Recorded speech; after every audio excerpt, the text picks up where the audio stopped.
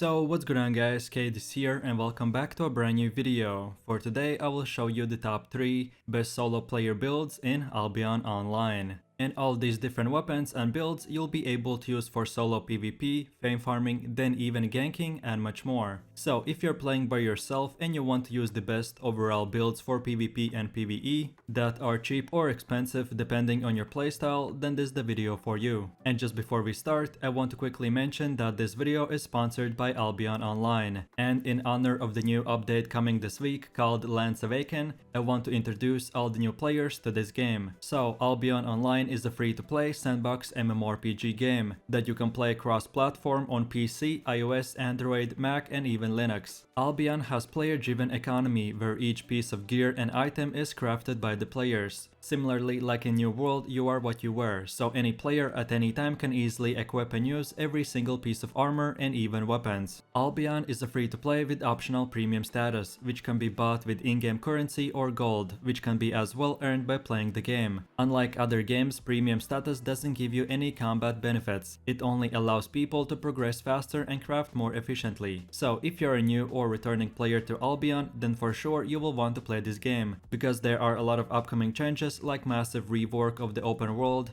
a new weapon line, reworked guild seasons, numerous quality of life improvements, and much more. So check this game out by clicking my link in description, and with that said, thanks Albion Online for sponsoring this video.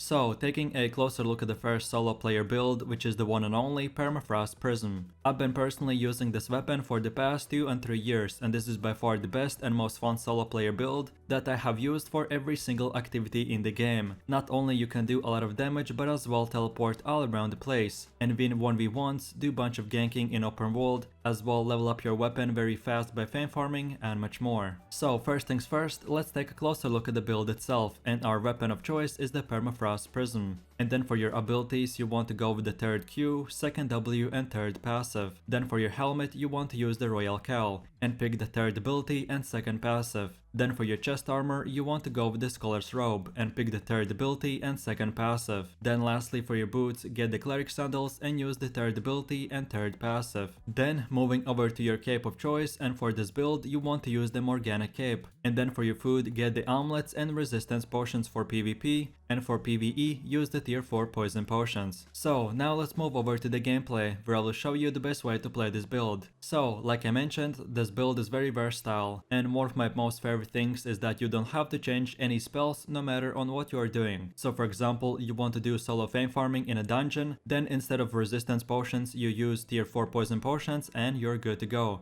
Or perhaps you want to do solo ganking or other type of open world PvP, then again you don't have to change anything, because all the spells and passives that I have chosen are the best ones for that as well. So then for your Q spell, we have the ability called the Ice Shard, which when you use it, it drops an ice shard that deals bunch of damage in 3-meter range. Then the second ability, aka the W, is called the Frost Nova, which when using teleports you to the direction of your mouse cursor. And if you're using this teleport spell very close to the enemy, you will stun him for 1.7 seconds and deal a bit of damage. And then lastly we have the third ability called the Ice Crystal, which stuns all enemies in 4-meter range, and when the ice explodes it deals even more damage to the enemies. Then our D ability is called the Perpetual Energy, which activating makes your character light up in this blue color, and while it's active it reduces your energy cost to 0 for any spell that you use for about 15 seconds. Then for the R ability we have the Speedcaster spell, which reduces your cast time for 50% and your energy cost by 17% for 8 seconds. Then as well we have the F ability, which is called the Blink, and when using it teleports you to the targeted position, but remember that you can't teleport through walls or objects. And lastly for our cape we have the Mark of Raven passive, which activates when you use your E ability and it reduces your cast time by another 50%. And then for PvE, to kill mobs faster, don't forget to get some cheap tier 4 poison potions and use them on bosses or just to kill mobs quicker. And then for PvP and 1v1s you want to use the resistance potion, because this build is primarily meant for super high damage and energy cost reduction. So your only defensive is the potion, which I would recommend to use when you see that enemy is about to deal a lot of damage. So the way you want to use this build is is first of all use 4 Q abilities on the enemy, and at the 4th Q ability your weapon passive should activate. So then you very quickly activate the D ability and then you want to use your E ability and keep on spamming the Q ability, getting your weapon to activate weapon's passive, then using the D ability to reduce all spell energy consumption, and then using your E ability, which will deal damage and activate the cape, will make all of your next attacks super fast. Then when you run out of that aggressive caster, now use your R ability and you will get another ability which will again enable you to spam your Q very fast. And then lastly we have 2 teleport abilities, which are W and F ability, so I usually save them to run away from the enemy or to escape his attacks. Most importantly, for this build you need to understand that the whole damage and power lies in how many Q abilities you can spam,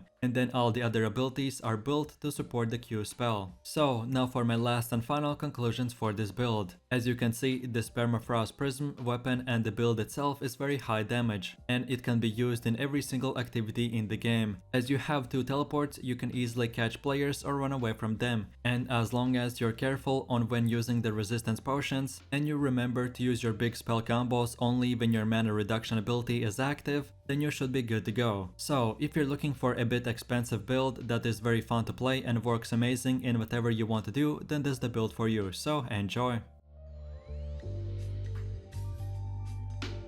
So with that said, now we have come to the second solo player build, which is probably everyone's most favorite weapon, and it's called the bloodletter. So the huge advantage of this weapon is that you can make it into a very 1v1, 5v5, then even in a ganking build and much more. I don't know if you can tell by now, but in this video, all these builds will be amazing choice no matter which weapon or playstyle you pick. So the bloodletter itself has a massive choice of abilities to use, and it is the best mobility weapon in the game, which means that no weapon can ever catch up to you. So then moving over to the build, and for the weapon we go with the bloodletter and pick the 2nd Q, 5th W and 1st passive. And for the offhand we go with the taproot, but if you really can't afford it, then I would suggest to get a torch or crypt candle. Then for the helmet you pick the mage cowl and go with the 3rd ability and 1st passive. Then for my chest armor I went with the cleric robe and picked the 3rd ability and 1st passive. And lastly for shoes I go the soldier boots and pick the 3rd ability and 2nd passive. Then for my choice of capes you want to go with the Thetford cape, and for consumables use the beef stew and poison potions. And just before we go into the gameplay, I want to quickly mention that for 1v1 fights, when you face up against builds that don't have a single high damage ability, but what they do is very good damage over time, then perhaps you will want to change for the cleric robe to the 2nd ability instead of the 3rd one. But the more you will play, the better you will get, and changing abilities as a solo player depending on the situation will come automatically to you. So then as for this weapon's playstyle, depending on what you're using for, just keep in mind that you can use any abilities you want in no specific order except the E ability. So your Q ability is called the Deadly Swipe, which is a small dash spell which will damage players in small AoE range. Then your W ability is called the Chain Slash, which is another dash spell that can dash a bit further and you can only dash on players. So if you're fighting against multiple players or mobs, then if a target is close enough to each other you can dash multiple times, and each time dealing damage and getting a very quick immunity. And then lastly our E ability is called the Lunging Stab, which if the target is below 40% health will do massive amounts of damage, and most of the time the spell is used to one-shot low health players. And similarly, like in the 2 previous spells, this ability is a dash as well, so while dashing you have to hit directly the enemy to take damage, and you can damage multiple players at once. So then for our D ability we have the spell called the Poison, which when activating applies a poison effect on your weapon, causing your normal attacks to deal magical damage in 5-second period. Then our R ability is called the Everlasting Spirit, which when activating makes your character immune to any incoming damage. And now last but not the least, for our F ability we have the Wanderlust, which increases your movement speed for 10% each second, and it can stack up to 80% over time. And then taking a closer look at the cape, which this time we have chosen the Thetford cape, and it gives us a passive every 15 seconds, and all you have to do is auto tag the target and it will activate the cape, dealing magical damage in 9-meter range. So the way you want to use this build is first of all you need to understand that unlike the first build, there is no one specific way that you should use your abilities. This whole bloodletter build main objective is to get your target below 40% and then one-shotting him. So what I usually prefer is at the beginning of the fight use my D ability and then keep on using my auto attacks plus the W ability. Depending on the situation, sometimes I may use it to get a split second immunity or catch up to a player,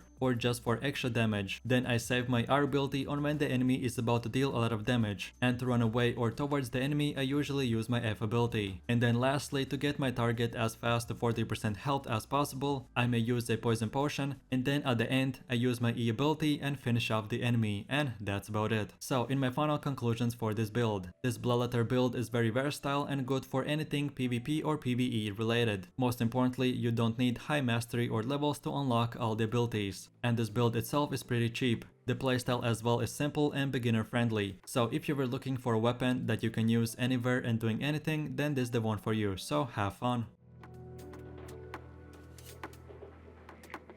So with that said, now we have come to the last and final solo player build, which is the best bow build, aka the warbow. And this build, unlike all the other two, is more meant and most excels in ganking and 1v1s. I would not recommend to use this build for corrupted dungeons, but if you're looking for a fun bow build that is very strong in open world PvP and especially ganking, then this is the one for you. So now let's go over to the build itself, and for the weapon we pick the warbow, and then for your abilities you want to go with the second Q, third W and fourth passive. Then moving over to the helmet, which is the mage cowl, and you want to pick the third ability and first passive. Then for your chest armor you want to go with the assassin's jacket and go with the third ability and second passive. And then lastly for the boots, get the assassin shoes and pick the first ability and third passive. Then for your cape you want to go with the Tedford cape, and for consumables get the dead water eel stew and poison potions. And right now I want to quickly explain another way that you can choose your spells. That would work better if you want to fame farm or just roam around the open world without fighting much players. So then I would choose the second ability on the assassin's jacket, and on my boots I would pick the third ability.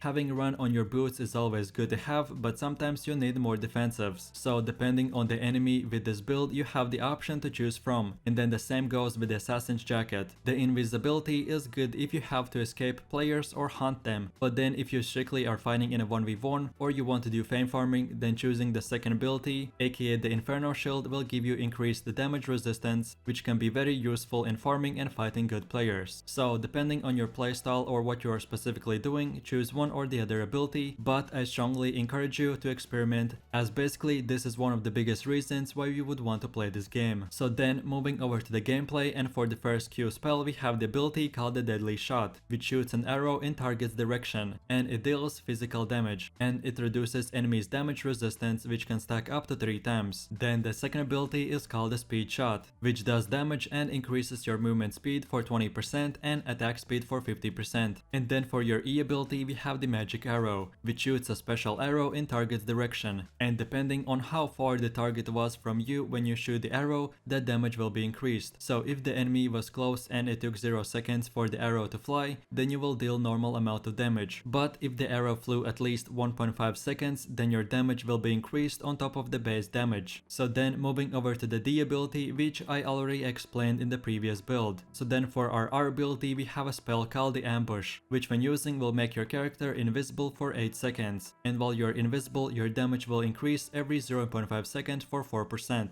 and it can stack up to 10 times. And lastly we have the F ability, which is a simple run spell that increases your movement speed for 60% for 7 seconds. So the way you want to use this build in combat is first of all use your D ability and apply the poison effect on your weapon, and then use your Q and W spell in no matter what order. Then when you see that you can easily hit the target, use your E ability and shoot the enemy with the magic arrow. And lastly use your R ability, aka the invisibility, to escape players or perhaps hide from them, and then to catch them off guard. There are many ways to use the invisibility spell to your advantage. So for ganking you can stand in the middle of a road and while invisible catch gatherers by surprise, or perhaps in a 1v1 the enemy is about to deal a lot of damage, so before he can activate his spells you go invisible and cancel his one-shot strategy. And then lastly for your F ability we have the normal run spell, so use it to catch up to players or run away from them. Most importantly, don't forget that you're using a bow, so that means that if you can, you always want to be on the run, even if you're winning the fight. So now for my last and final conclusions for this build. If you enjoy the range damage dealer build and you like the playstyle as well, you enjoy ganking by yourself or roam around the open world, then this is a very good build for a solo player. So just don't forget all the tips I explained in all the previous builds, and I hope you have fun. And that's about it. So I really do appreciate everyone for watching guys, and I hope you you enjoyed it. If you have any suggestions, feedback, or other good solo player builds that you would like to see in the next video, then feel free to leave your comments in the comment section down below. And while you're doing that, please click like, subscribe, and enable that notification bell, so this way you could support the channel and you won't miss any more amazing content from me. With all this said, you have an amazing day and I'll catch you in the next video. So take it easy,